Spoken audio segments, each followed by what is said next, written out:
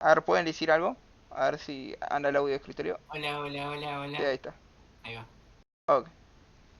Bueno, entonces vamos a ver el manejo del agua, de la urea, el mecanismo contracorriente y cómo se regula el volumen efectivo circulante. ¿Sí? Ahora, bueno, se llama mecanismo contracorriente, ¿sí?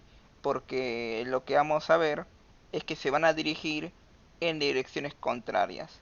Los capilares peritubulares que rodean a la asa de Henle, ¿cómo se llamaban? Basa, La base recta. la basa recta.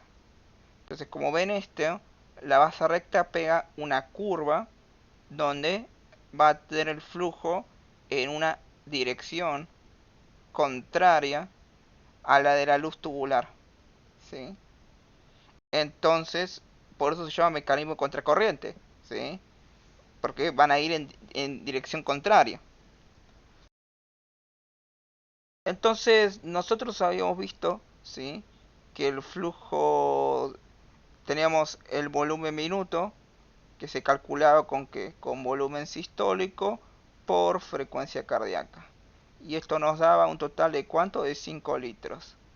Ahora, de esos 5 litros, un 20 a 25% le llegaba al riñón.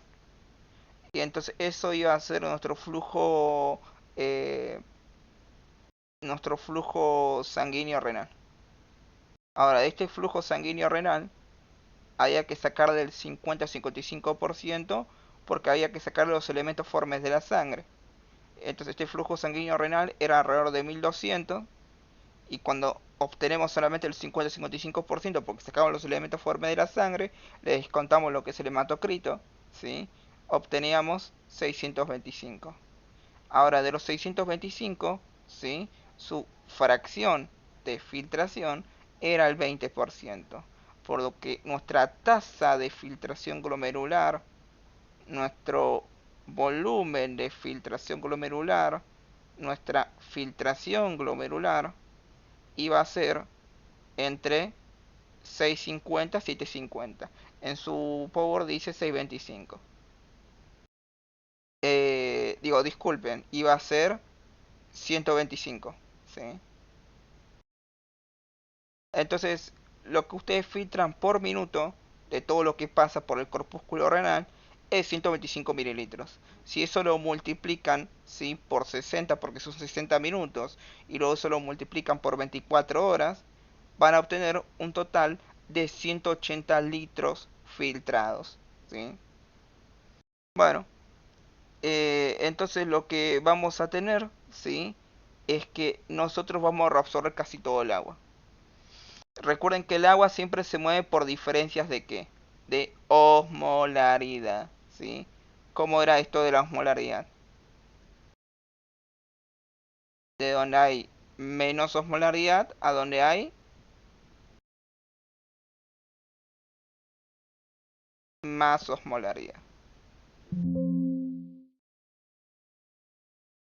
Entonces tenemos que hablar de la reabsorción del agua, ¿sí? Lo que vamos a decir que en el túbulo contorno proximal se van a reabsorber el 70 al 67% del agua, ¿sí? Esto se va a reabsorber en el túbulo contorno proximal por una vía paracelular y por una vía transcelular, ¿sí? Entonces, por la vía transcelular se va a realizar por canales de acoporina 1, es decir, acá en el túbulo contorneado proximal voy a tener acá un canal de acoporina por el cual va a poder ingresar el agua y es la acoporina 1, ¿sí? Y si no, el agua se va a reabsorber por vía paracelular y ahí produce el famoso arrastre de solvente, ¿sí? Esto ocurría a nivel del túbulo contornado proximal en el segmento final, ¿se acuerdan? El arrastre de solvente. Entonces, de esa manera, yo reabsorbo el 70-67%. Recuerden que todo este transporte, toda esta reabsorción de agua es algo de tipo que pasivo siempre, ¿sí? El agua se va a reabsorber por diferencia de osmolaridad, ¿sí? Entonces, entonces va a ir de donde hay de donde hay menos osmolaridad a donde hay más osmolaridad, ¿sí? Y ahí es cuando yo lo filtro, y ahí es cuando yo lo reabsorbo, ¿sí? Ahora, lo que va a pasar, ¿sí? Es que finalizando el túbulo contornado proximal, todavía va a quedar agua acá. Entonces, cuando el agua llega a este segmento, lo que voy a tener es que yo tengo una osmolaridad de 300 milismoles, ¿sí? Entonces, cuando yo finalizo el túbulo contorneado proximal y yo reabsorbí el agua, tengo una osmolaridad de 300 milismoles, ¿sí? Entonces, lo que vamos a tener acá, a nivel de la asa descendente de Henle, lo que habíamos visto era lo siguiente. Em, Este segmento del túbulo son células muy delgaditas, por lo tanto no tiene canales para que se pasen solutos, pero sí van a permitir lo que es el pasaje de agua, ¿sí? Entonces la asa descendente de Henle es permeable al agua. Entonces por diferencia básicamente de osmolaridad, el agua se reabsorbe, ¿sí? Y esto suele pasar, ¿sí? Porque a este nivel voy a tener la luz del túbulo, lo cual va a ser una solución hipotónica, ¿sí? Y se va a sentir atraída por la médula, que la médula va a ser de característica hipertónica. Es decir, en este segmento de la médula hay muchos solutos y poco solvente. Entonces va a haber menos osmolaridad en la luz del túbulo que en la médula, ¿sí? Recuerden que ya estamos a nivel de la médula, ¿sí? Y a medida que nos profundizamos en la médula, la osmolaridad cada vez se incrementa más, ¿sí? Entonces nada, en este segmento lo que va a pasar es que por diferencias, ¿sí?, de permeabilidad, el agua solamente se mueve sin movimiento de solutos hacia lo que es, se va a ir hacia las células tubulares y se termina reabsorbiendo por lo que es, acá lo que vamos a tener es la base recta, ¿sí? Entonces el agua se termina moviendo al interior de la base recta y de esa manera ustedes reabsorben el agua, ¿se entiende? Pero ¿qué es lo que pasa? En esta solución que teníamos acá, en la luz del túbulo, teníamos soluto y solvente. El solvente se está reabsorbiendo en la base recta. Entonces los solutos se empiezan a concentrar. Esto va a provocar que yo, a medida que reabsorbo, esto cada vez se incrementa más. Acá tengo 300 de osmolaridad. Acá tengo 400. Acá tengo 500. Acá tengo 600. Acá tengo 800. Hasta llegar a un pico de 1200. Porque ustedes ¿qué están haciendo acá? Ustedes reabsorben el agua, ¿sí? El agua termina ingresando al interior de la base recta, ¿sí? Pero los solutos se concentran. Entonces la osmolaridad cada vez se incrementa más. Y y este flujo de agua es producido a propósito por la base recta. ¿Qué significa esto? Acá ven que la base recta viene con 300, luego con 500, luego con 600, con 900 y con 1200 de osmolaridad. Entonces, la base recta va a venir con una diferencia de osmolaridad que lo produce a propósito, ¿sí? Para que yo pueda reabsorber el agua, ¿sí? Entonces lo que va a pasar acá, que por diferencia de osmolaridad, yo reabsorbo agua y el agua termina lleno de la base recta. Y a medida que yo reabsorbo el agua, lo que va a pasar es que la osmolaridad a nivel de la base recta se va a disminuir, porque yo tengo mucho soluto acá, o sea, en la base recta yo tengo mucho soluto, ¿sí? Tengo mucho soluto y poco solvente. Entonces, lo que va a terminar pasando acá simplemente es que estoy en más solvente, entonces los solutos como que se diluyen. Entonces la osmolaridad cada vez va bajando más. Entonces por un lado tengo que en este segmento de la base recta la osmolaridad que hace baja. Y en este otro segmento, la osmolaridad que hace aumenta. ¿Sí? Y es eso. ¿Sí? Luego por acá va a llegar a 1200 de osmolaridad. ¿Sí? Y recién cuando ascienda a la porción gruesa de la asa de Henle, ¿sí? Cuando ingrese a la porción gruesa de la asa de Henle, en ese segmento no va a ser permeable al agua, pero es permeable a los solutos. En realidad no es permeable a nada. Eh, es permeable únicamente por ese canal que es bomba sodio potasio 2 cloros. ¿Sí? Entonces, con la bomba sodio potasio 2 cloros, todos estos solutos que yo tengo acá concentrados, los voy a pasar a lo que es la médula, y de la médula lo meto a la base recta. ¿Sí? Y lo que termina provocando acá básicamente es que esto que venía con 300 molaridad pasa a 500, luego 600 a 900. ¿Y por qué está pasando? Porque por la bomba sodio potasio 2 cloro le estoy mandando acá un sodio, le estoy mandando acá un potasio, le estoy mandando acá dos cloros. Entonces cada vez la osmolaridad va aumentando, y recuerden que esto va en una dirección contraria. Entonces este sería básicamente lo que estoy dibujando acá, ¿sí?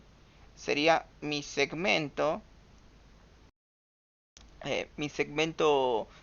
de concentración, y este es mi segmento de dilución, ¿sí? En este segmento se concentra la osmolaridad a nivel de la luz del túbulo, y en este segmento se diluye. Porque si ven acá, arranco con 1200 y después cuando finalizo con lo que es la porción gruesa de asa de Henle, se va con 100, ¿sí? Entonces con todo este quilombo yo provoco la reabsorción del 15% del agua. ¿Sí? Gracias al mecanismo contracorriente yo reabsorbo el 15% del agua. ¿Sí? A ver si tengo acá esta imagen que me copa bastante.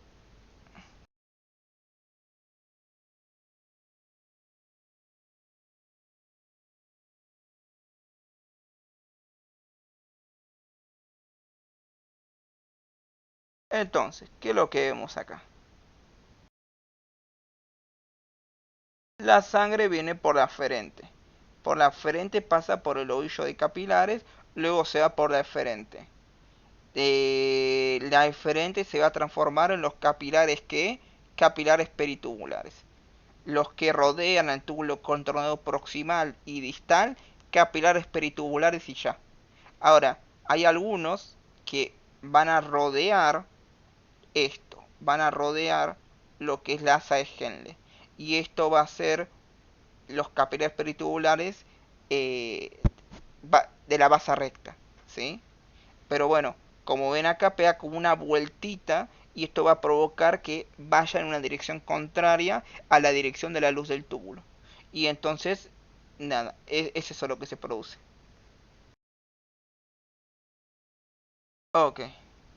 Y lo que acabo de explicar recién es el mecanismo contracorriente, ¿sí? Entonces, repasemos, ¿sí? Ustedes van a filtrar alrededor de 180 litros por día.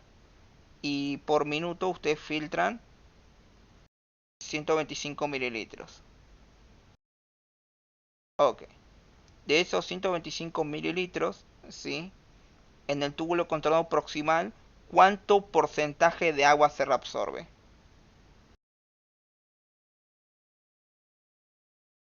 El 70%, ¿no? 70 a 67%. ¿Por qué vía se reabsorbe? A nivel del túbulo contornado proximal. Estamos acá. ¿Cómo lo reabsorbo? Era paracelular y transcelular. Exacto, por paracelular y transcelular. Transcelular, un canal de acoporina 1, por ahí entra el agua y ahí muere. Y por vía paracelular, donde hace el arrastre de solvente. Ya habíamos visto el arrastre de solvente, ¿te acordás? Ahí va. Sí. Ujú. Ok. Y cuando finaliza lo que es el túbulo contornado proximal, la osmolaridad, ¿a cuánto bajó?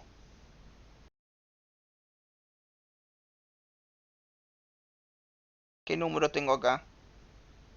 Ah, 300. Es un 300. Entonces cuando finaliza la reabsorción de agua a nivel del túbulo contornado proximal, la osmolaridad se mantiene en 300 milismoles. ¿Se entendió? Bien. Ahora, yo voy a descender a lo que es la médula. Nosotros teníamos dos nefronas. Las nefronas que corticales y las nefronas medular. yuxtamedulares. Modulares. La nefrona cortical, mecanismo contracorriente, no va a ser. ¿Se entiende? El que me va a hacer el mecanismo contracorriente es la nefrona que Yuxtamedular. yuxtamedular. Porque el asa de Henle llega hasta la parte profunda. ¿Se acuerdan? Ok. En el túbulo contorneado proximal, ¿el movimiento de agua es un movimiento activo o pasivo? Pasivo. Pasivo. ¿Por qué es el movimiento de agua? Por Porque ósmosis. la Por sacoporina. diferencias de qué? De concentración. De osmolaridad. Ah, perfecto. De donde hay menos osmolaridad a donde hay más osmolaridad. ¿Se entendió? ¿Lo entendieron o no lo entendieron? Sí. Eso a nivel del túbulo contornado proximal. Ok. Entonces. Entonces.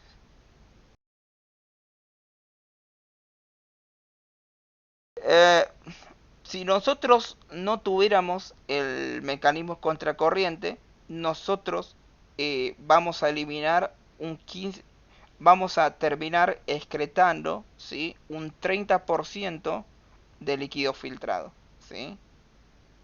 Entonces, sin el mecanismo contracorriente, ustedes estarían orinando alrededor de 49 litros por día. ¿Es viable, sí o no? No. No. Entonces, en la nefrona glomerular se produce lo que es la concentración de la orina, así se llama el mecanismo. Todo este quilombo que hago se llama concentración de la orina. ¿En qué nefrona ocurre? En la nefrona yuxtamedular. ¿Sí? En esta nefrona yuxtaglomerular yo produzco, yuxtamedular, yo produzco lo que es la concentración de la orina. Y lo voy a producir a partir de la base recta, ¿sí?, y de la médula hipertónica, ¿sí? Entonces, a la asa descendente de Henle, ¿con cuánta de osmolaridad llego? Con 300. Con 300. Ok. Ahora, ¿qué es lo que va a pasar acá? La osmolaridad va a ir aumentando. La osmolaridad va aumentando de 300 a 600, 900, 1200. A medida que... Y eso es porque hay un movimiento de agua de la luz tubular a dónde? A la base recta. A la médula y luego a la masa recta. ¿Se entiende? Ahí va. Entonces, la asa descendente de Henle se va a caracterizar porque es impermeable ¿a qué? A los solutos. A los solutos, pero es permeable Al agua. al agua. Au. Entonces, por diferencia de osmolaridad, porque la médula va a estar hipertónica en conjunto con la base recta, ¿qué va a pasar? El agua se va de la luz tubular a la médula y la base recta. ¿Se entiende? Claro. Entonces la osmolaridad a nivel de la luz tubular, a medida que el agua se va y los solutos se quedan quietos, ¿qué pasa? Los solutos Se concentran. se concentran, entonces la osmolaridad, ¿qué pasa? Va a aumentar. Va a aumentar hasta un pico de ¿cuánto? ¿Qué número tengo acá? 1000, Ah, 1200. 1200 milismoles. ¿Se entiende? Y por otro lado, la base recta ¿con cuánto vino? Con 1200, 900, 600, 500, 300. Es decir, la basa recta, ¿sí? A medida que yo le voy enviando el agua, la osmolaridad disminuye, ¿se entiende? Entonces, por un lado, a nivel de la luz tubular, ¿qué pasa? La osmolaridad aumenta. Y por otro lado, a nivel de la basa recta, la osmolaridad Disminuye. disminuye. ¿Se entendió? Sí. Entonces, en este segmento yo tengo ya la máxima osmolaridad de 1200. Entonces, este sería mi segmento de ¿qué? De concentración. Este es un segmento donde la orina se me concentra. ¿Se entiende? Porque tengo muchos solutos. ¿Se entendió? Y poco Sí, sí. solvente. Ahora, en este segmento, ¿este segmento qué representaría? La porción gruesa. Del es ascendente. Exacto, la porción gruesa del haz ascendente. Entonces acá tengo un cotransportador o una bomba. ¿Cómo se llama esta bomba? NSSK2.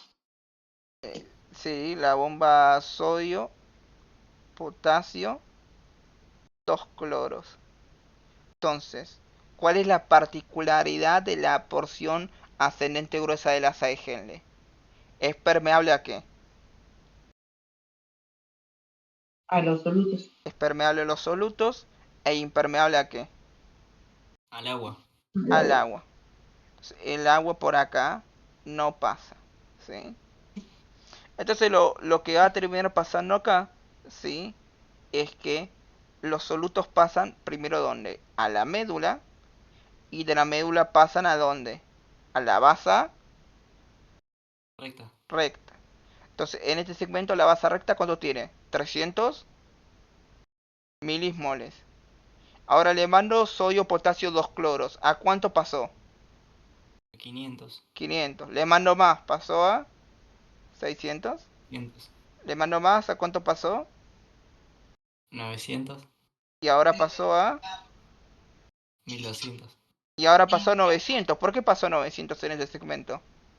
Porque ahí se empieza a pasar por diferencia de concentración de agua del asa de Henle a la basa recta. Entonces los solutos se diluyen. Exacto. Entonces este va a ser mi segmento de concentración, donde se me concentra la luz el contenido de la luz tubular, y este es mi segmento diluyente, porque a medida que muevo el sodio, el potasio y los 2 cloros, como ves, estaba en 1200, pero como terminé de pasar por la base, por lo que es la porción gruesa de asa de Henle, ¿con cuánto me fui? ¿Con 100? Y los moles. Con 100 milismoles, ¿sí? ¿Se entendió entonces? Sí, sí. Y eso es el mecanismo contracorriente. Así de simple.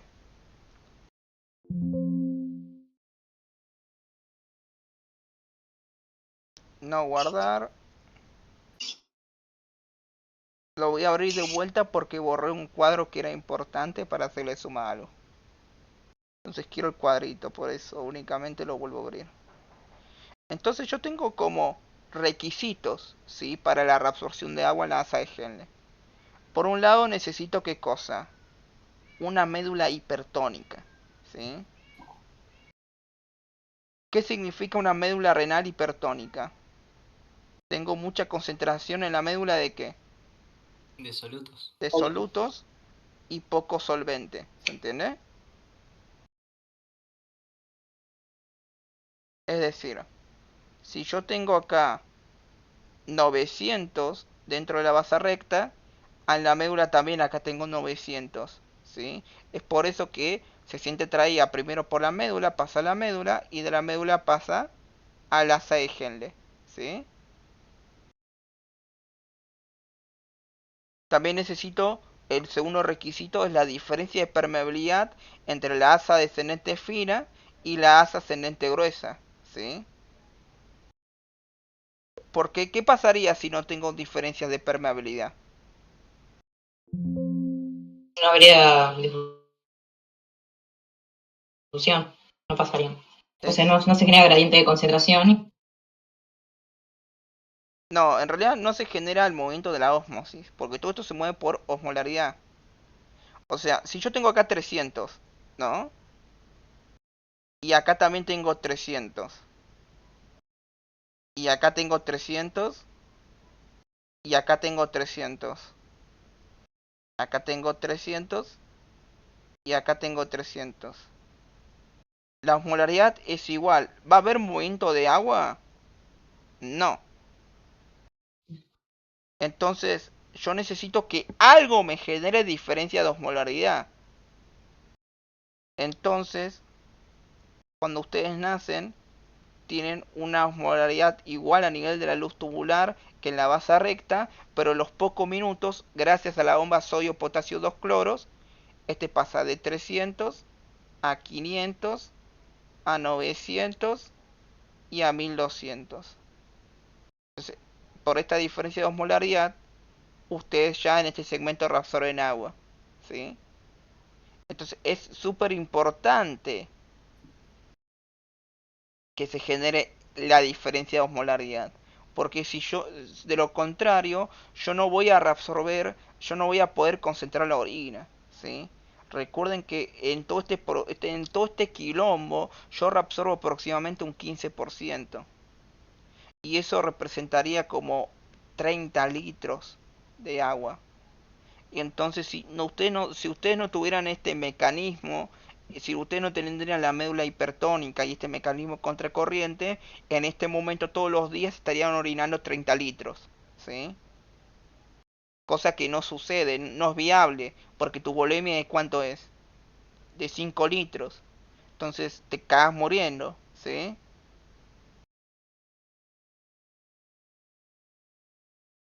Entonces, ¿cuáles son los requisitos? Estos anótenlo porque se lo van a preguntar en el examen. Ustedes necesitan la médula renal hipertónica, diferencias de la permeabilidad entre el asa descendente fina y la asa gruesa, y una dirección contraria entre la base recta y la luz del túbulo. Necesitan ese mecanismo contracorriente. ¿Por qué? Porque a mí no me sirve. O sea, vamos a hacer un... Le vamos a bajar un poco el grosor. Por ejemplo, y le vamos a poner color negro. Si la base recta se dirigiría en esta dirección y el asa de Henle se dirigiría en esta dirección, ¿qué pasaría? Acá tengo 300. Acá tengo 300. Sería 300, 300, 300, 300, 300, 300, 300, 300. Pues acá ya empieza a haber pasaje. Este pasa a 500 y este pasa más o menos, ¿sí? Este, este pasa a 150. Entonces sería 700, 100, 900, 1100, 1200. Y la osmolaridad acá cada vez baja más. Entonces, ¿qué estoy haciendo acá? Estoy reabsorbiendo solutos, pero no reabsorbo agua. Porque la base recta tiene la misma dirección que el asa de Henle, ¿sí? Entonces no habría reabsorción de agua, ¿entienden? Es por eso que es fundamental para el mecanismo, para esto que es la concentración de la orina, que yo tenga el mecanismo contracorriente, que la base recta se dirija en una dirección contraria a la luz tubular, porque del caso contrario solo habría pasaje de solutos, no habría reabsorción de agua, ¿se entiende? Y yo, y en ese caso seguiría orinando como 30 litros por día, ¿sí? Y esos mecanismos contracorriente, ¿sí? No es tan complicado. Entonces, los requisitos para que ustedes concentren la orina, recuerden que primero esto ocurre en qué nefrona, en la nefrona yuctamedular.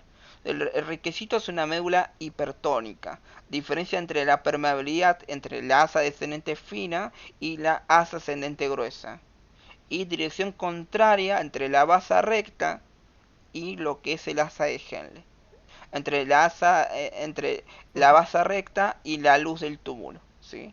a nivel del asa de Henle. Y recuerden que todo esto es transporte ¿qué? Pasivo, ¿sí? Porque es por ósmosis, ¿sí? Yo reabsorbo agua porque se va a dónde? A la médula hipertónica y de la médula hipertónica a la base recta, ¿se entiende? Y bueno, se llama mecanismo contracorriente porque va en dirección contraria, ¿sí? Y recuerden que ustedes no nacen con una médula hiperosmolar, nacen con una médula isosmolar, con una misma osmolaridad a nivel de la luz del túbulo con la base recta. Pero como tienen la bomba sodio potasio 2 cloros y se dirige en dirección contraria, en pocos minutos, en pocos segundos, esto, ¿sí? Esto se produce. Se produce lo que es la médula hipertónica y se produce lo que es la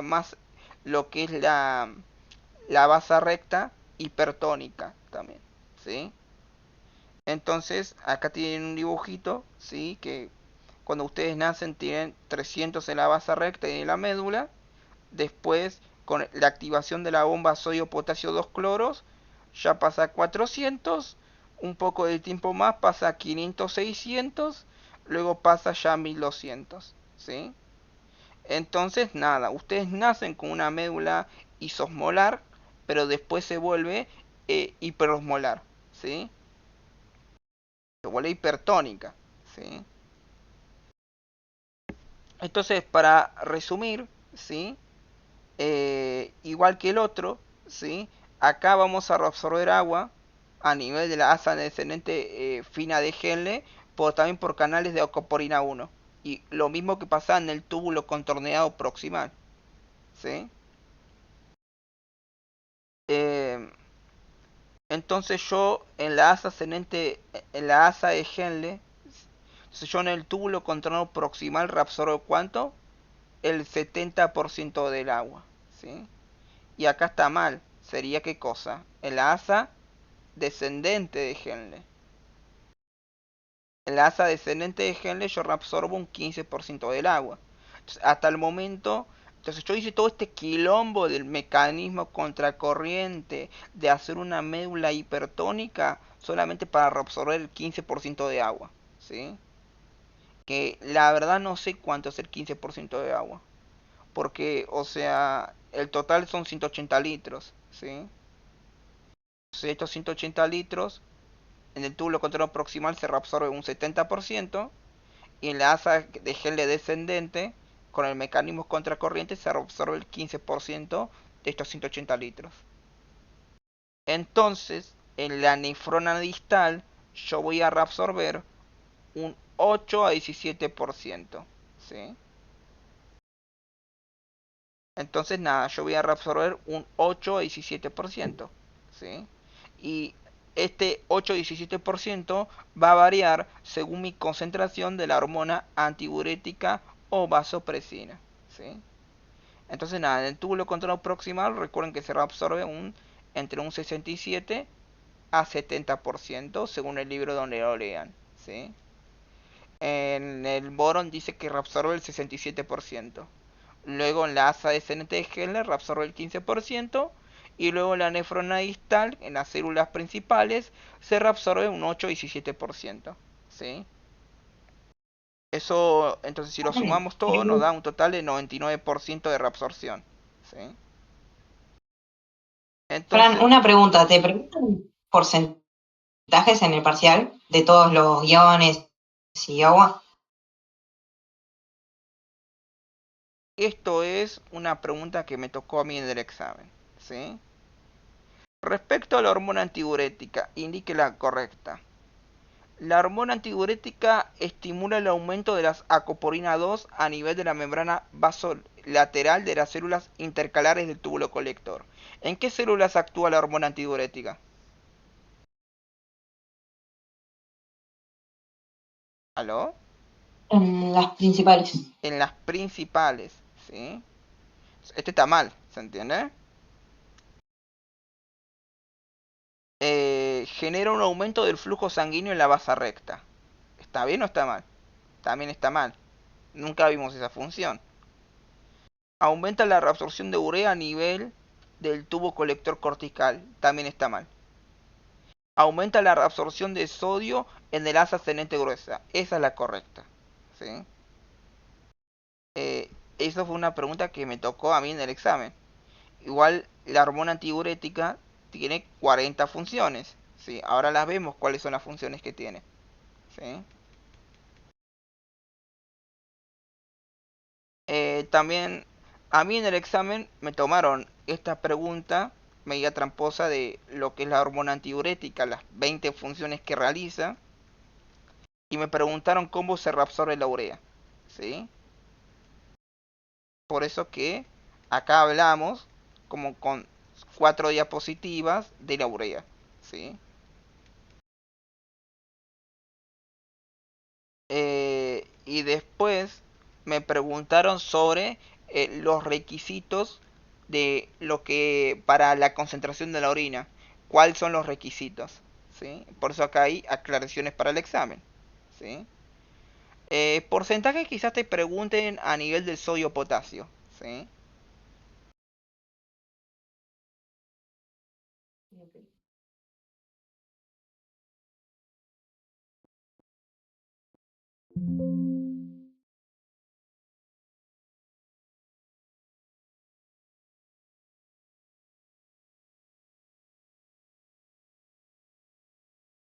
Entonces, en la nefrona distal vamos a, en el túbulo contorneado distal, en su segmento final, en el túbulo colector cortical, en el túbulo colector cortical, en el túbulo colector medular, ahí vamos a reabsorber mediante las células principales entre un 8 y 17% dependiendo de mi concentración de mi hormona antidiurética o vasopresina. ¿Sí? Eh, nada. Eh, Ahora, dependiendo del libro donde lo lean, ¿sí? Varía lo que es la eucoporina, ¿sí?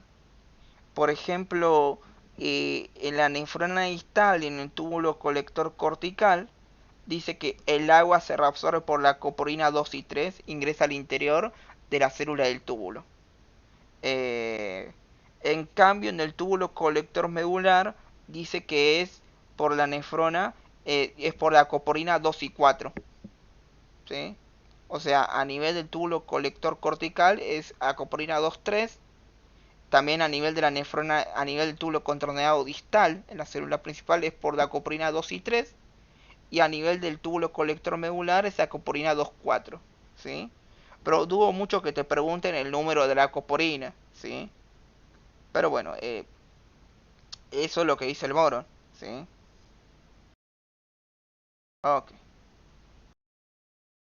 Bueno, esto sí lo preguntan. ¿Sí? A ver, pregunta de examen.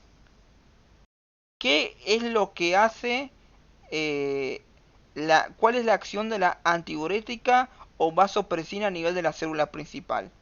¿Me fabrica aquaporinas o me las fosforila? Si la fosforiló. Me las fosforila, ¿sí? Recuerden que la aldosterona es la que me fabrica ENAC, ROMK, bomba sodio potasio te pasa. La antidiurética o la hormona vasopresina, que fue su nombre inicial, ¿sí? Recuerden, ¿sí? Que simplemente me va a fosforilar a las acoporinas 2, ¿sí? Y también me va a fosforilar a las acoporinas 3, ¿sí? Esto lo que va a terminar provocando es que vayan y se coloquen en la membrana apical y vayan y se coloquen en la membrana vasolateral, ¿sí? Y de esa manera yo reabsorbo agua, ¿se entiende? Entonces es eso, ¿sí?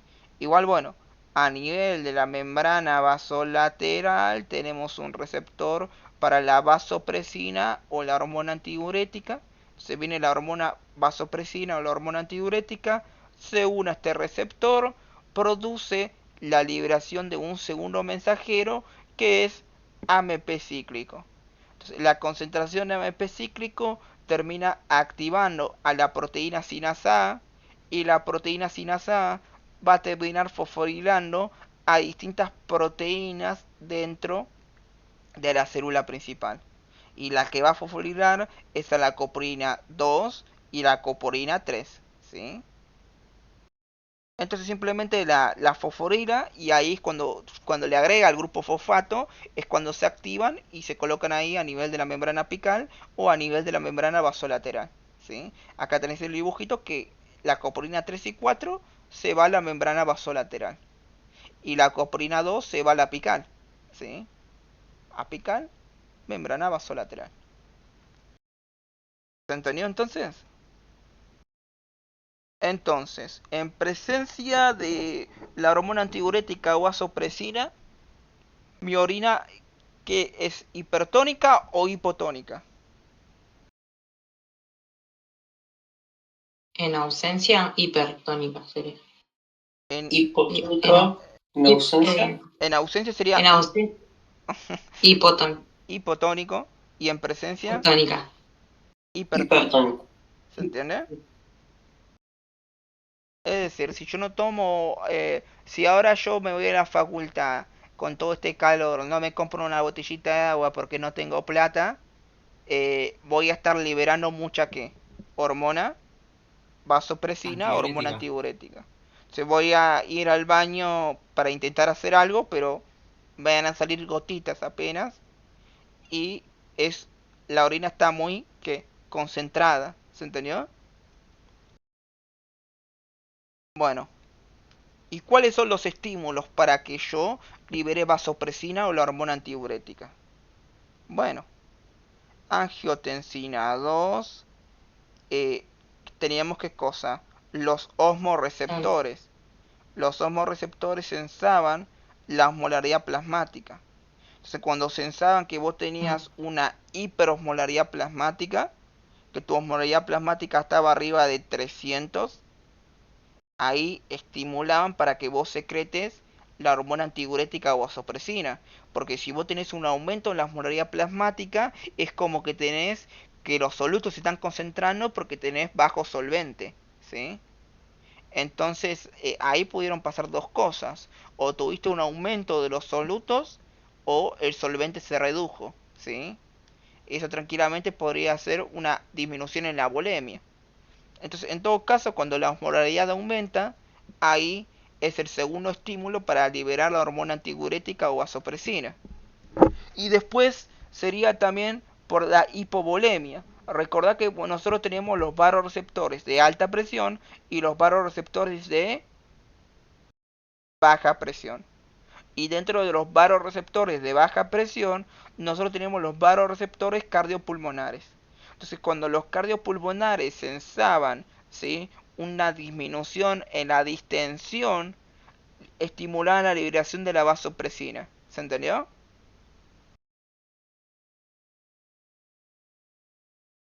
Después, por otro lado, también puede haber una estimulación simpática, ¿sí? Si la liberación de adrenalina y noradrenalina, porque yo tengo una activación del, simpática, ¿sí? Esto puede llegar a estimularme que yo libere vasopresina o hormona antidiurética, ¿sí?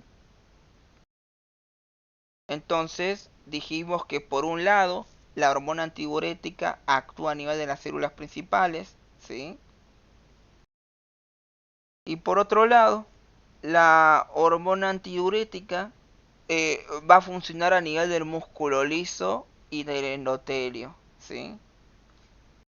Entonces, en el músculo liso del endotelio va a producir, ¿qué cosa? Vasoconstricción, vasoconstricción, ¿sí?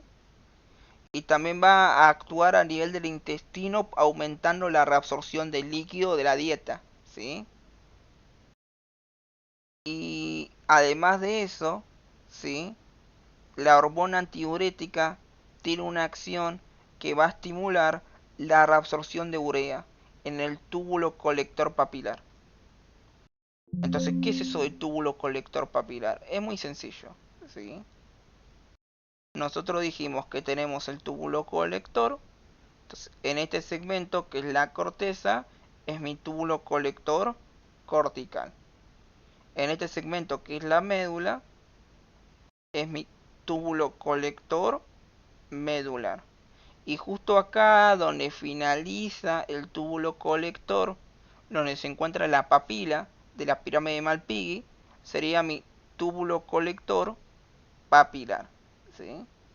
Y en este segmento es donde vamos a realizar un poco de reabsorción de urea, ¿sí?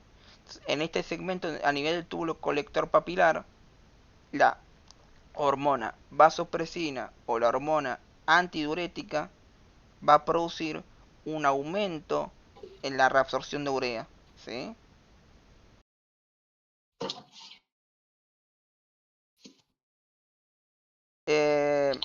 Después, por otro lado, también lo que van a provocar, ¿sí? Va a aumentar el cotransportador sodio-potasio 2 cloros, ¿sí? Entonces, a nivel de la rama ascendente gruesa de Henle, aumenta la actividad de qué cotransportador. Sodio, potasio, 2 cloros, ¿sí? Aumenta la acción.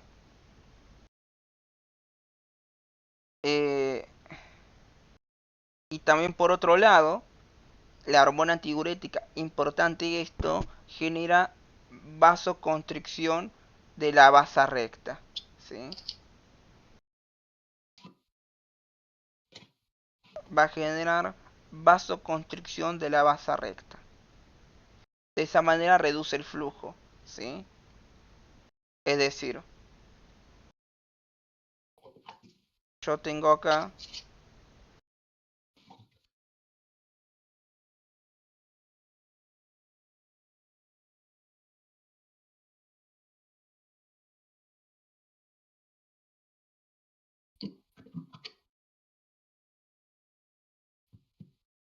a nivel de los capilares peritubulares, ¿sí?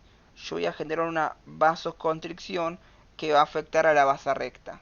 Esto va a provocar que el flujo sanguíneo a nivel de la vasa recta circule más lento de lo que tendría que circular. Esto me tiene que dar el tiempo suficiente como para que me permita generar esa solución hipertónica en la vasa recta, y por otro lado me tiene que dar tiempo suficiente como para que el agua, por diferencia de osmolaridad, se termine pasando, ¿sí? Entonces es eso, ¿sí? Esas serían las funciones de la antidiurética o vasopresina, que se tienen que saber todas las funciones, se tienen que saber todas las funciones y qué estímulo lo estimula, ¿sí? Y nos faltó un estímulo, ¿sí? Ustedes recuerden, ¿sí? Que cuando yo libero lo que es PNA, la PNA me inhibe lo que es la liberación de la hormona antidiurética o vasopresina. Con esto provoco que yo disminuyo la secreción, ¿sí?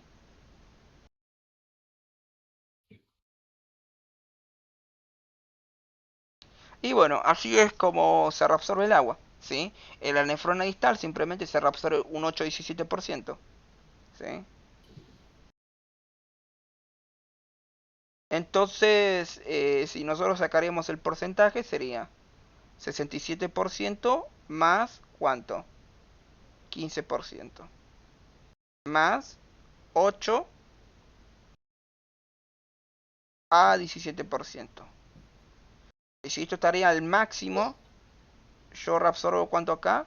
99%. ¿Sí?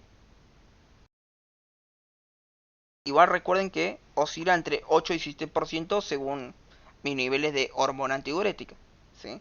Entonces, lo único que varía acá, entonces la reabsorción del agua, ¿en qué segmento de la nefrona es donde varía? En la nefrona distal, en las células principales. Ahí es el segmento donde yo regulo mi reabsorción de agua. En los otros segmentos no lo puedo regular.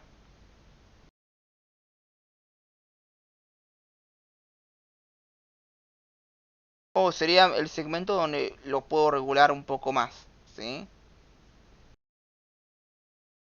Porque recuerden, ¿sí? Que a nivel, a este nivel, ¿quién actúa? La hormona antidiurética. Me incrementa la bomba sodio, potasio, 2 cloros. Y también va a hacer que la base recta va a generar vasoconstricción. Recuerden siempre esto, o sea, los capilares no tienen los receptores como para que hagan vasoconstricción, ¿sí? En realidad sí tienen receptor, pero no tiene el músculo para hacer vasoconstricción. Entonces va a generar vasoconstricción en la arteriola próxima y esto va a provocar que el flujo a nivel de la base recta circule lentito, ¿sí? Si en el examen les aparece que la base recta es un segmento donde la sangre circula más lento, lo más probable es que sea correcta, ¿sí? Les digo porque son preguntas que he visto en exámenes anteriores. Ok. Entonces, ¿les quedó claro la hormona antidiurética o vasopresina y la reabsorción del agua? ¿Alguna duda del tema? Sí, yo sí, Fran. A ver, ¿cuál es tu duda? Así ya pasamos la ¿Qué urea. habías dicho de los NSSK con respecto a los NSSK y la hormona antidiurética? ¿Dijiste que los inhibía o que los estimulaba? ¿Qué cosa? Sí, Los, dijiste que si los estimulaba o si los inhibía. vos decís, banca. O sea, estimula. Banca que no entiendo la pregunta, porque me decís NSK y no entiendo. NSSK creo que es el sodio potasio. Recién dijiste que actúa ahí la vasopresina. Sí, actúa a nivel de la bomba sodio-potasio 2 cloros donde estimula la acción. ¿Eso era? Sí, eso. A ver, entonces dígame las funciones de la vasopresina Eso, para el listo. examen. A ver, primera acción. A nivel de las células principales, ¿qué hace?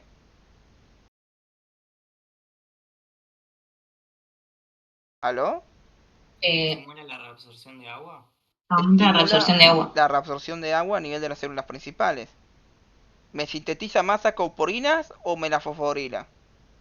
La fosforila, porque la La- que sintetiza eso es la aldosterona. Sí, la aldosterona sintetiza. Este simplemente me libera AMP cíclico que me activa después una sinasa. Yo les digo porque me preguntaron así en el examen, ¿sí? Por eso les digo. Esto me lo termina fosforilando la sacoporina. Y ahí se van a la membrana apical o a la vasolateral, ¿sí? Entonces, primera función está. Segunda función, ¿qué más hace? ¿No estimulaba la reabsorción en el intestino? Sí, estimula la reabsorción de líquido, ¿sí? A nivel intestinal. ¿Qué más? Contracción del músculo liso, perdón. Contracción del músculo liso. ¿En dónde? En las arteriolas. Estimula la vasoconstricción, ¿sí? Ah, o sea, Después, a nivel de la base recta, ¿qué hace? También vasoconstricción. Vasoconstricción. Estimulando, provocando que el flujo Sea más disminuya. lento. Exacto. Que la sangre por la base recta pase lentito, ¿sí? Así tengo más tiempo de reabsorber agua y de aumentar lo que es la base recta hipertónica, ¿sí? Y a nivel del RAS, ¿qué hacía? Lo dijeron recién. ¿Me estimula qué cosa? El cotransportador, Sodio potasio 2 cloro. sodio, potasio, 2 cloros. Y me falta una función más. A nivel del túbulo contorneado papilar, ¿qué pasaba? ¿Me incrementaba la reabsorción de qué? De urea. ¿Les quedó claro todas las funciones de la hormona antidiurética?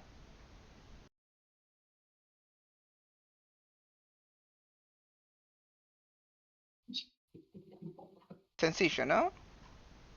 Sí, la de la urea no me la acordaba. Sí, eso no me lo acuerdo.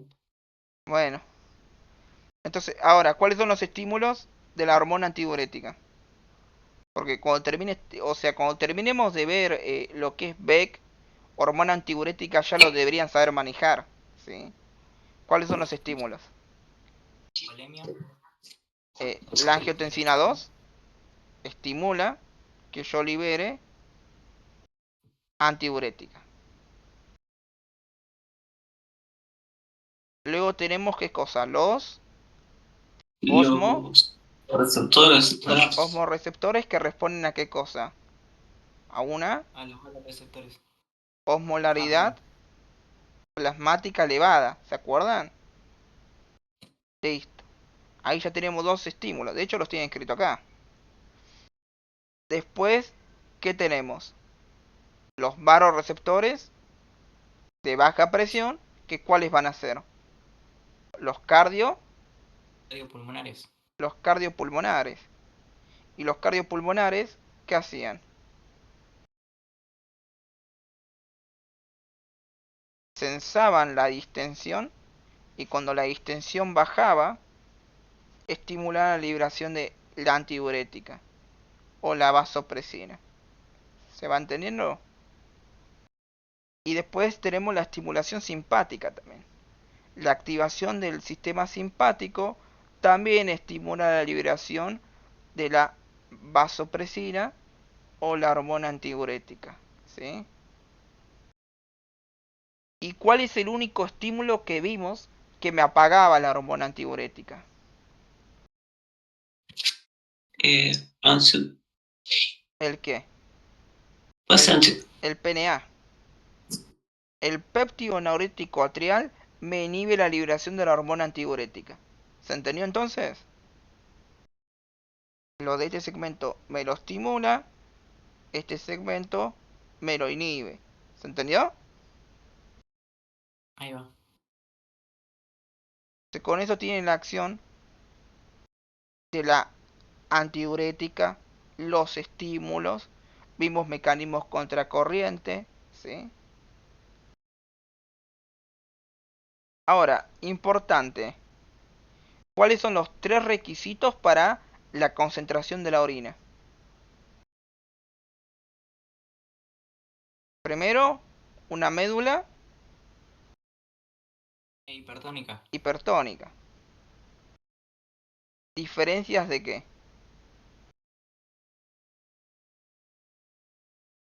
De permeabilidad, ¿entre qué?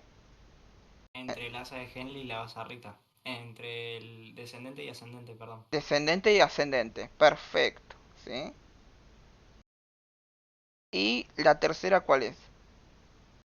Que vayan en dirección contraria, o sea, el flujo de la basa recta y el flujo de la asa de Henle. Exacto, ¿sí? Sería el mecanismo contracorriente.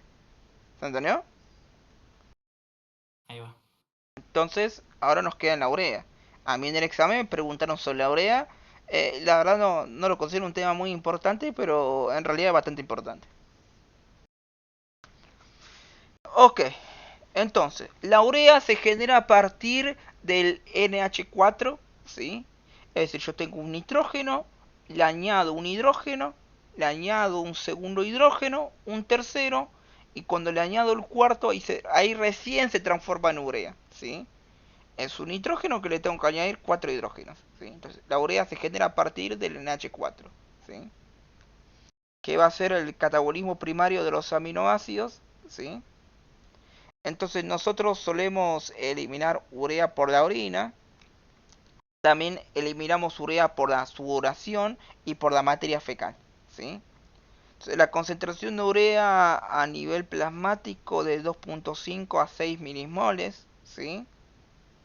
Y en los laboratorios se puede expresar el nitrógeno ureico en sangre y eso lo vamos a utilizar como Boone, ¿sí? Donde el valor normal de Boone es entre 7 y 18 miligramos por decilitro. Entonces, en la excreción urinaria de urea de una persona de 70 kilos con dieta variada, con una producción de orina por día de 1.5 litros a 2 litros, la eliminación de urea, ¿sí? la excreción de urea sería de 450 milimoles por día, ¿sí? La urea es algo que se filtra, que se reabsorbe, que se secreta y que se excreta, ¿sí? Y la urea también es un elemento el cual le podríamos hacer un Clarence, pero es preferible hacer un Clarence a la creatinina, ¿sí? Bueno, entonces, en el túbulo contorneado proximal se reabsorbe el 50% de la urea, ¿sí? Entonces, la reabsorción va a ser por arrastre de solvente y también se difunde por vía transcelular, por transportadores de urea llamados UT, transportador de urea UT, ¿sí? Entonces en el túbulo contornado proximal ustedes reabsorben un 50% de urea, va a ser por transportadores UT y va a ser por arrastre de solvente, ¿sí? Eh, bueno, luego la nefrona yuctamedular, a medida que el líquido avanza por la rama descendente fina del asa de Henle, se va a hacer, vamos a encontrar mayor concentración de urea en el intersticio que en la luz tubular. Entonces se va a secretar urea por el transportador de urea UTA2, ¿sí? Es decir, en el túbulo contorneado proximal, yo reabsorbí cuánto de urea, 50%. Y en la rama ascendente fina de Henle, yo voy a secretar urea, ¿sí?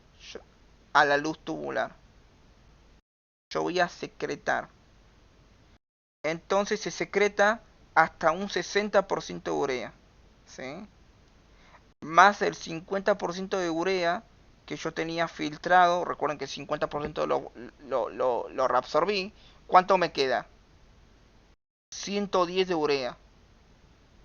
Es decir, tengo 10% más de urea de lo que filtré. ¿Se entiende? ¿Van a entenderlo hasta ahí?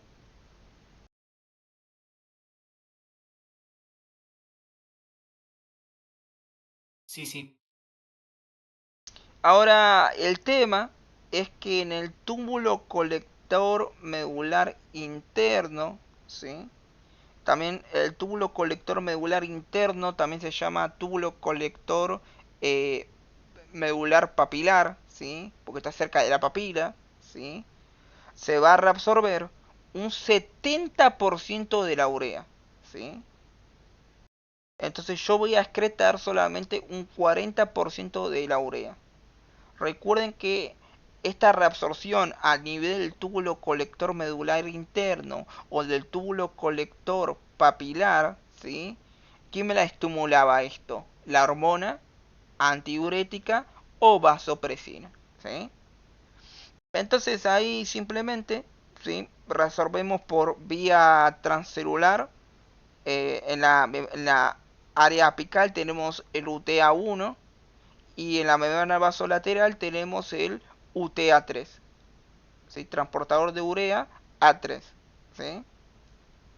Y nada, la vasopresina acá me va a incrementar mi concentración de UTA1 y UTA3, por lo que me incrementa la absorción de urea, ¿sí? Bueno, la excreción de urea, a su vez, se puede aumentar al elevarse el flujo sanguíneo al 70%. Y la excreción de urea puede disminuir al disminuir el flujo sanguíneo hasta un 15%, ¿sí?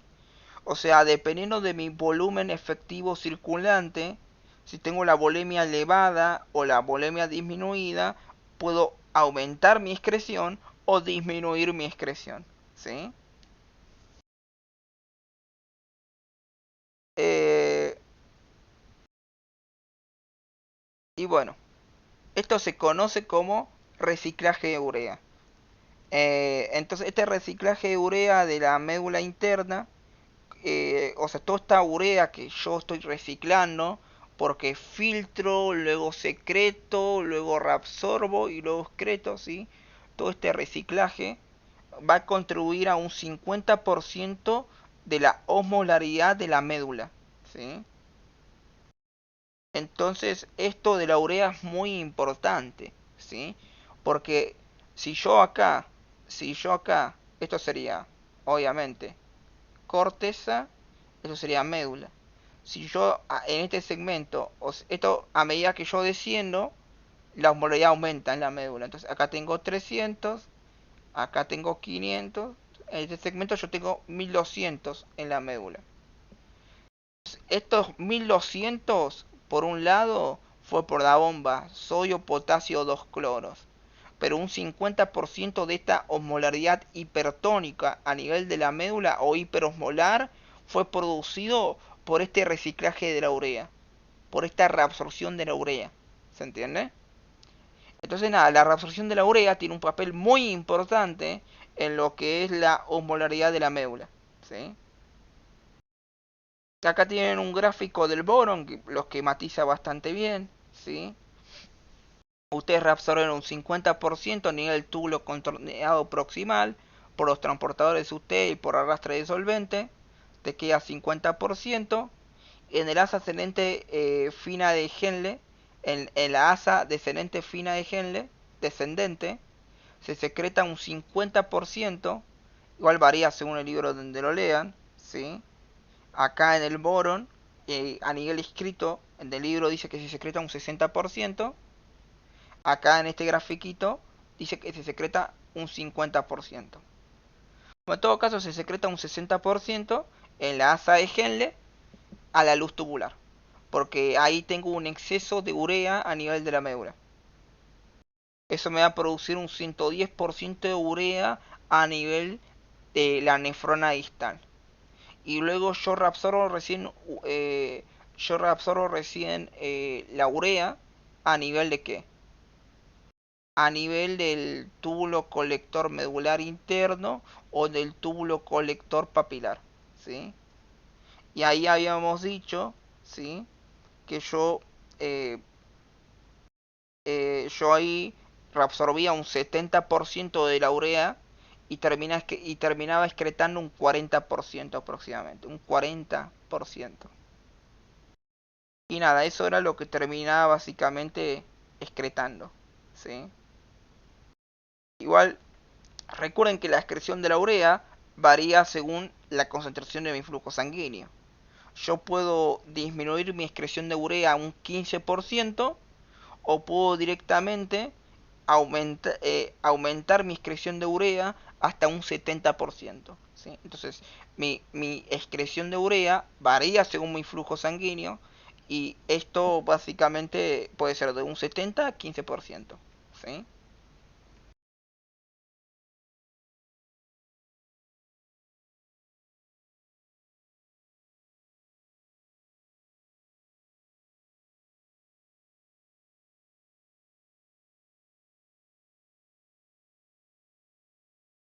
Bueno, ¿alguna duda de urea? ¿Quedó claro? Es bastante sencillo el tema de urea. ¿Alguna duda? Es bastante sencillo. Sí, es sencillo la urea, no cuesta. ¿Sí? Bueno, el concepto de molaridad ya lo saben, ¿sí? La ecuación ya la saben. Recuerden que pueden usar esta o pueden usar esta, es lo mismo, ¿sí? Eh, bueno, esto es como para... Porque esto a veces te puede entrar en el examen, ¿no? Entonces tenemos el concepto de dilución de la orina, ¿sí? El cuerpo en situaciones normales mantiene un equilibrio entre la ingesta y la pérdida de agua. Por lo tanto, siempre son idénticas. Entonces el cuerpo obtiene agua de tres fuentes. Las ingiere, el agua contenida de los alimentos, porque recuerden que todo alimento tiene actividad acuosa, y el agua producida por el metabolismo por la mitocondria, ¿sí? A nivel de la membrana mitocondrial interna, donde pasan los protones por la ATP sintasa o sintetasa, ahí terminaba produciendo, además de la producción de ATP, moléculas de agua, ¿se acuerdan?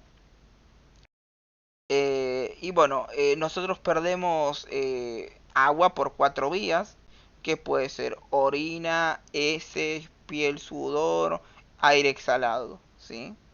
Por esas 4 van a perder básicamente agua. Entonces el riñón tiene que ajustar la diuresis para compensar la ingesta de agua normalmente baja o normalmente alta, ¿sí? O las pérdidas anormales por otras rutas, ¿sí? En una dieta normal, la cantidad de solutos excretados suele ser de 600 milimoles por día.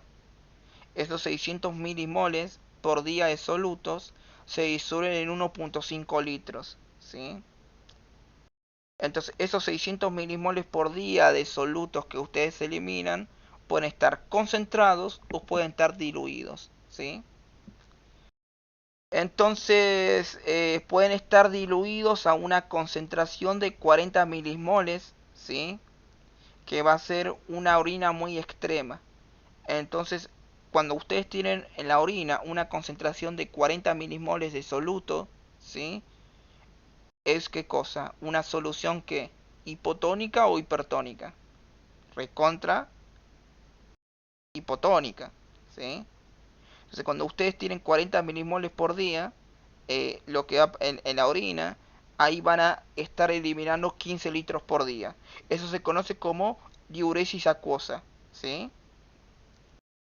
Por otro lado, ustedes pueden tener una concentración de la osmolaridad de los solutos, es decir, tienen mucho soluto, poco solvente, ¿sí? La orina está concentrada, entonces la orina se puede concentrar hasta 1200 milimoles en medio litro por día.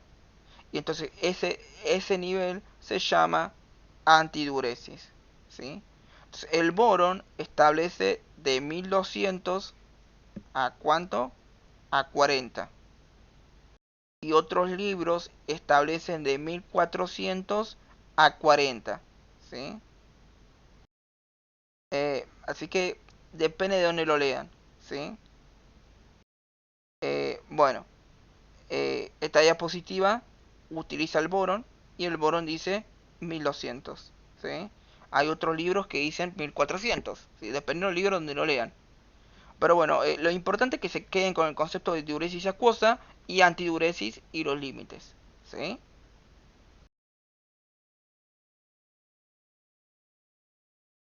Bueno, algo que me olvidé de decir, ¿sí?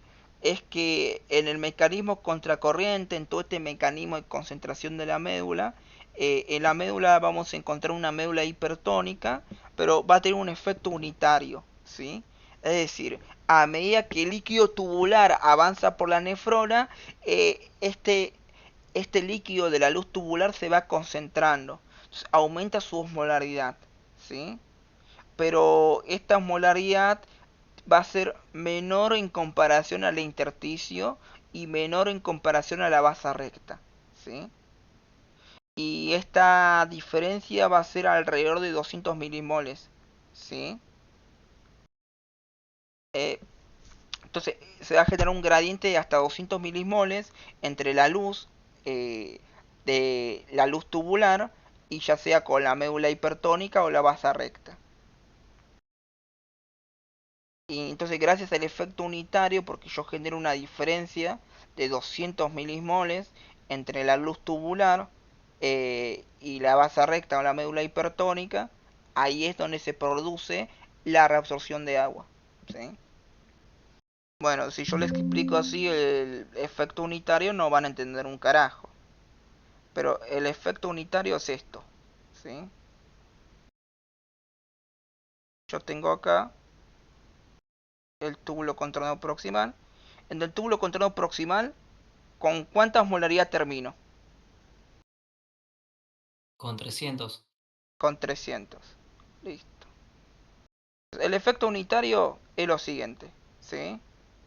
Yo en este segmento, a nivel de acá, tengo 300 de osmolaridad. En cambio, a nivel de la médula y a nivel de la base recta, yo tengo, ¿sí? Yo voy a tener, eh,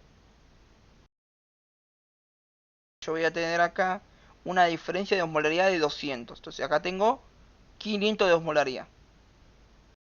Entonces, lo que va a pasar acá es que por esta diferencia de osmolaridad de 200, el agua va a pasar a la médula y va a pasar a la base recta. Entonces siempre hay una diferencia de 200 entre la luz, entre el contenido de la luz tubular y el intersticio, ¿sí? Y eso se conoce como efecto unitario. En este otro segmento, yo tengo ¿cuánto acá? 500. ¿Y acá cuánto tengo? 700. 700. Eso es efecto unitario. ¿Se entendió? Ahí va. Porque si vos tenés acá 300 y acá tenés 300, acá tenés 500 y 500, no hay difusión, ¿sí? Recuerden que tiene que haber una diferencia en la osmolaridad, ¿se entiende? Claro.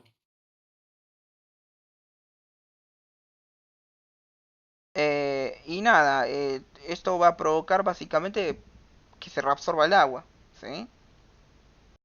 Y eso es el famoso efecto unitario, ¿sí? Es un gradiente de hasta 200 milismoles eh, entre la luz del asa, ¿sí? Y el intersticio. Esto lo conocemos como efecto unitario y es lo que permite mi reabsorción del agua más allá del 70%, ¿sí? Recuerden que nosotros ahí reabsorbemos un 15% con todo este quilombo, ¿sí?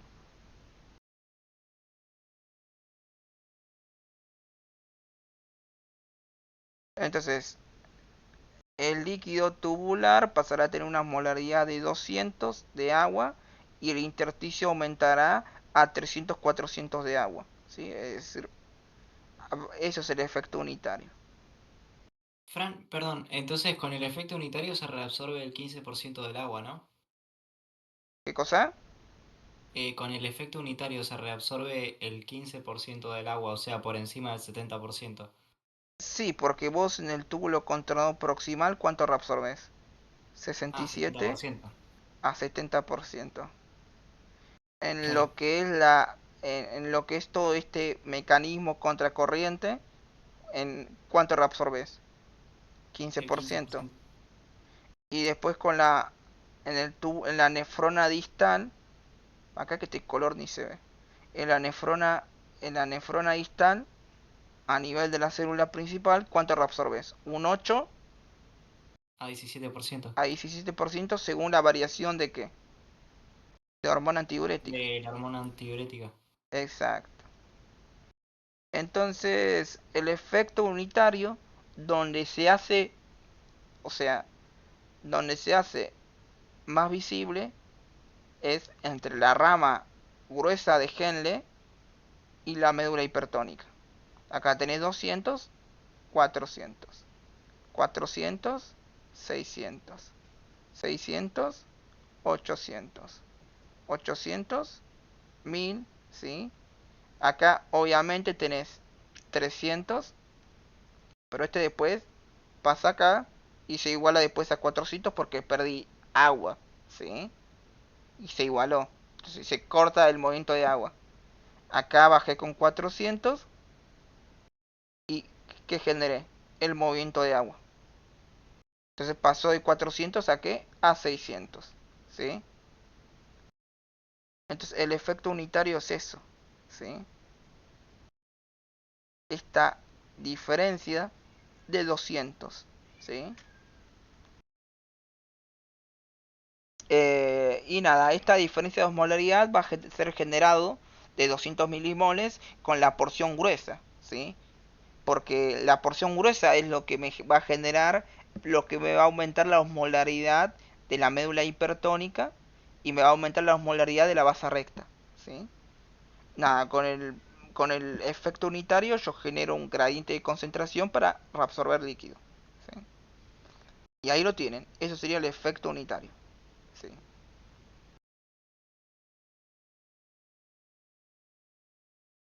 Bueno, algunas aclaraciones para el examen, ¿sí? Si yo les pregunto, la basa recta, ¿me va a generar la formación de la médula hipertónica? ¿Quién me genera la formación de la médula hipertónica? Ya lo habíamos visto. La ¿Quién me genera? antidiurética. ¿Qué cosa? La antidiurética. Eh, eh, no. La generación de la médula hipertónica me lo va a generar la bomba sodio potasio 2 cloros y la urea. ¿Se entiende? La hormona antidiurética puede estimular este proceso, porque la hormona antidiurética estimula la reabsorción de la urea y estimula la bomba sodio-potasio 2 cloros. ¿Se entiende? Ok. Entonces, la basa recta se encarga de la formación de la médula hipertónica. Pregunta de examen, ¿sí o no? No. No. La basa recta es solamente un intercambiador que se dirige en una dirección contraria. Obviamente es uno de los requisitos para qué cosa. Para la para lo que es la La concentración de la concentración orina. de la orina. ¿Sí? Ahora, recuerden que estos capilares peritubulares, ya sea los capilares peritubulares que pasan por el túbulo contornado proximal y los que pasan por distal, no solo sirven para reabsorber cosas, sino que también van a llevar oxígeno y glucosa a la nefrona. ¿Se entiende?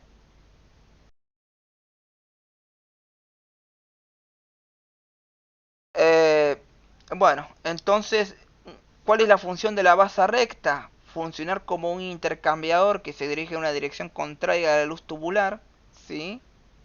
Y además de eso, se encarga de qué cosa? De nutrir a quién? A la nefrona, ¿sí? Con oxígeno y glucosa, ¿se entendió? Porque esto fue pregunta de examen, por eso les digo, por eso lo remarco, ¿sí? Ok. La basa recta, como todo buen capilar, va a pasar también oxígeno y glucosa, ¿se entiende eso? Y el punto el cual hay mayor vulnerabilidad para sufrir isquemia, donde se ofrece la menor concentración de oxígeno, es básicamente en la asa gruesa ascendente de Henle. ¿Sí? Es el punto más vulnerable para sufrir isquemia. ¿Sí? Eh, bueno, la basa recta, por acción de la antidiurética que produce vasoconstricción, el flujo sanguíneo va a circular con una qué cosa, con una menor velocidad. Velocidad. Esto me va a permitir la formación de una médula hiperosmolar. ¿Se entiende?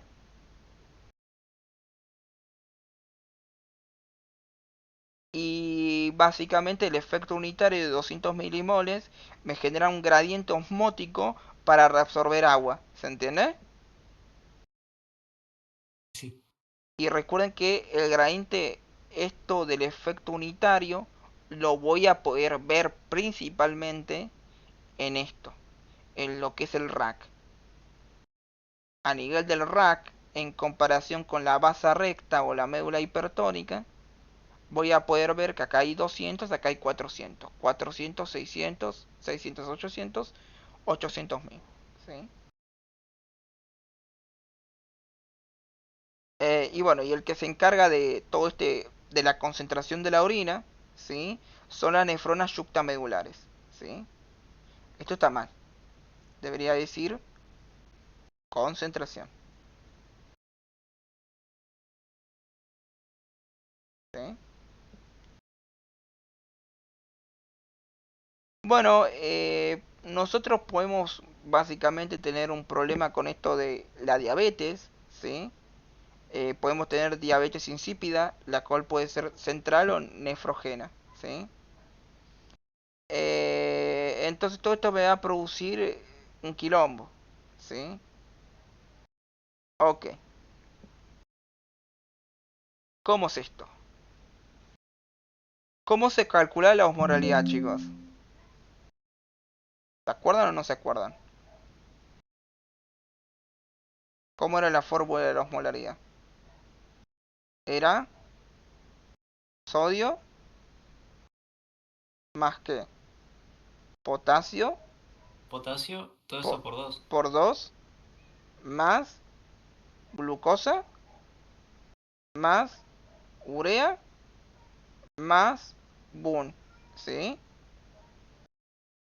Y la glucosa se la dividía por un número que no me acuerdo, la urea por otro número y el BUN por otro. ¿Se acuerdan? Esa es mi fórmula para calcular la osmolaridad plasmática. Entonces, como ven acá, la glucosa forma parte de la osmolaridad. Es una parte importante de la osmolaridad, ¿sí? Entonces, como saben, el sodio representa el 90% de la osmolaridad plasmática. Pero la glucosa también es osmóticamente activa. Entonces, si yo logro superar mi TM de glucosa, ¿qué pasa? Terminó secretando, ¿qué cosa? Glucosa por la orina. Yo tengo glucosuria. ¿Y cuánto era mi TM de glucosa? 400 miligramos. 400 miligramos por minuto. Ahí va. Que esto era equivalente a 200 200 miligramos por decilitro. Es decir, si yo le calculo la glucemia a una persona y me salta que tiene 200 de glucemia, lo que yo voy a ver es que esa persona, al tener arriba de 200, está eliminando glucosa por la orina. ¿Se entiende? Está superando el TM de glucosa. Entonces, como la glucosa es osmóticamente activa, las personas que tienen la glucosa arriba de 200 y están eliminando glucosa por la orina, la glucosa trae el agua porque es osmóticamente activa, ¿sí? Entonces, estas personas, ¿qué va a pasar? Van a orinar Tienen como poliuria. caballo, ¿sí? Van a tener un aumento en lo que es la eliminación de la orina, ¿sí? Entonces, el volumen urinario va a aumentar, ¿se entiende? Entonces, es por eso que vamos a hablar de la concentración de la orina en la diabetes, ¿sí? Eh, entonces, básicamente, ¿sí? La diabetes insípida es porque ustedes pierden mucha glucosa, ¿sí? Entonces, la glucosa arrastra grandes cantidades de líquido. Esto puede ser una persona con diabetes, entonces la persona va a orinar mucho, pero bueno, la orina con mucha glucosa va a ser una orina dulce, ¿sí? En todo caso, si se orina mucho, pero no tiene que ver con caso de... Entonces, si ustedes orinan mucho, puede ser por la hormona antidiurética, ¿sí? Ahora, si ustedes orinan mucho y no es por la hormona antidiurética, tranquilamente puede ser por diabetes insípida, ¿sí? O sea, la diabetes insípida puede ser por vía central o nefrógena, ¿sí? Eh, Así que nada, esos son los trastornos que me pueden llegar a modificar esto, ¿sí? Obviamente que si yo tengo un exceso de glucosa y estoy eliminando orina, mi volemia baja, se activa la angiotensina, se activa la aldosterona, se activa la hormona antidiurética, el sistema simpático aumenta, ¿sí? Se produce todo lo que habíamos trabajado en la clase pasada, ¿sí? Y la anterior. Entonces se produce el mecanismo de sed. Acá voy a tener sed y a su vez voy a tener poluria, ¿sí? Voy a orinar en grandes cantidades. Bueno, los estímulos que aumentan o reducen la liberación de la hormona antidiurética ya lo vimos. Los osmoreceptores responden a la osmolaridad plasmática, ¿sí? Es lo que hice acá. También es tema esto del volumen de sangre con los varoreceptores cardiopulmonares, ¿sí? Y con esto del PNA, ¿sí? Y esto de la presión arterial, porque recuerden que la presión arterial termina básicamente activando el simpático, y cuando el simpático se activa, cuando se estimula el simpático, esto estimula la liberación de la hormona antidiurética, ¿sí? Bueno, tenemos que la náusea la hipoxia, fármacos como la morfina, la nicotina, la clorofosfamida, todo esto estimula la liberación de la hormona antidiurética, y luego fármacos como el alcohol, la clonidina, el haloperidol, todo esto reduce la liberación de la hormona antidiurética. Y bueno, acá tienen definiciones, ¿sí? ¿Qué es la volemia? ¿Qué es el volumen efectivo circulante? ¿Sí?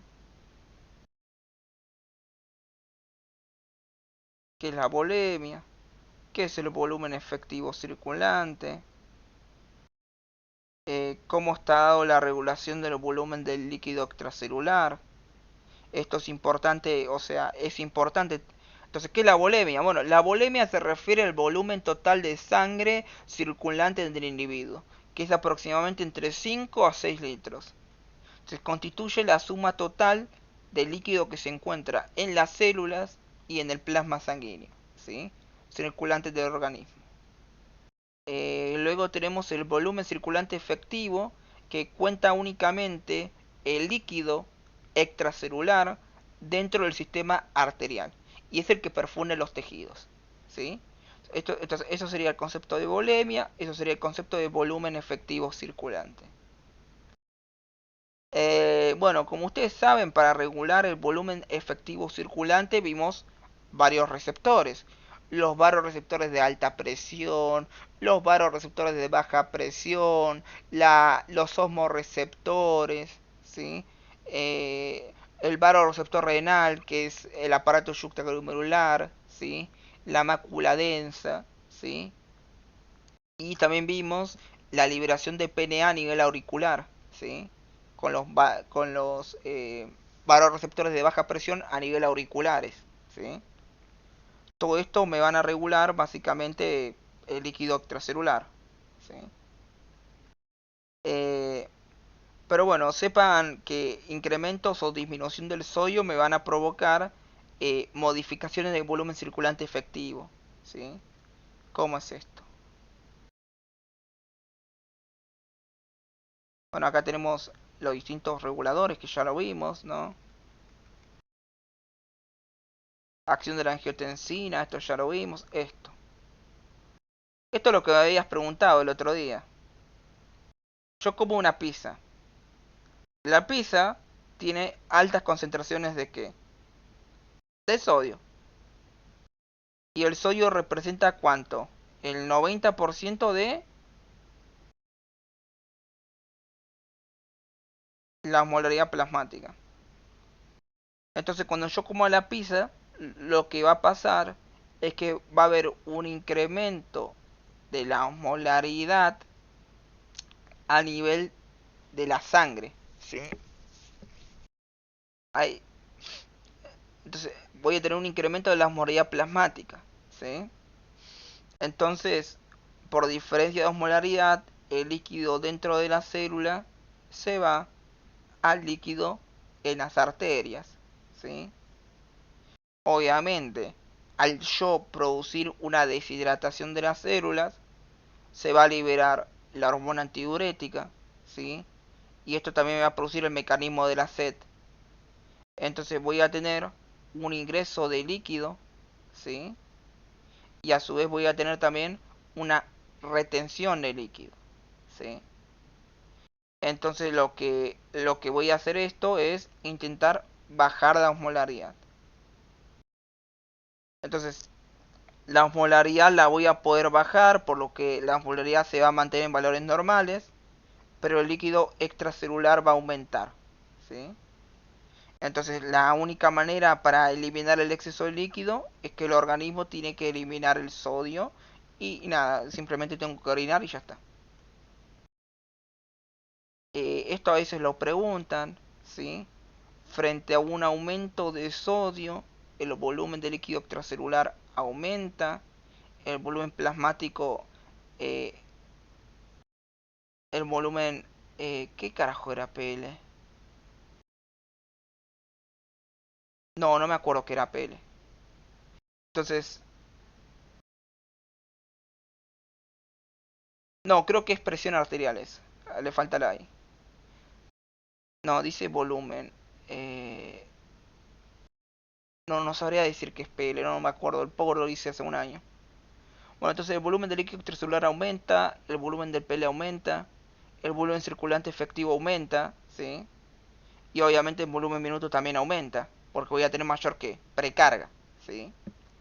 Y frente a una depresión del sodio, ¿sí? El volumen del líquido extracelular disminuye, el volumen PL disminuye, el volumen circulante efectivo disminuye y el volumen minuto disminuye.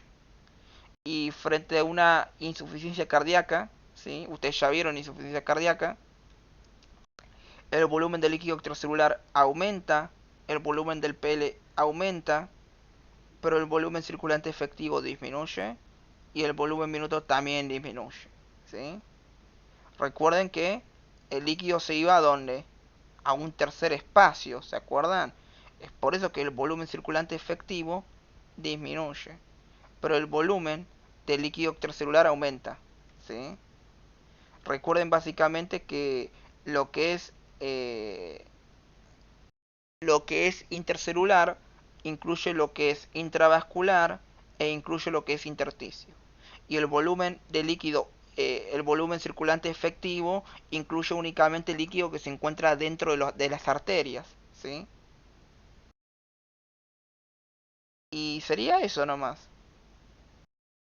¿Alguna duda de todo lo que vimos? ¿Quieren que explique un tema en específico? ¿Aló? Es sencillo el tema. Sí, hay que aprenderse bien el cuadrito ese que decía insuficiencia cardíaca abajo. No, pero es fácil. Pasa que te tenés que aprender bien insuficiencia cardíaca primero. Por eso sí, obvio. Ok, entonces eso sería todo por hoy. Eh, Mañana miraríamos ácido base. Que bueno, ácido base vamos a estar buen rato ahí. Como 2 horas por ahí, pues vamos a hacer un ejercicio y va a ser un quilombo ácido base, pero sí, mañana vemos ácido base. Ahí estaremos. Dale, chau chau, Cuídate, Fran. Gracias. dale.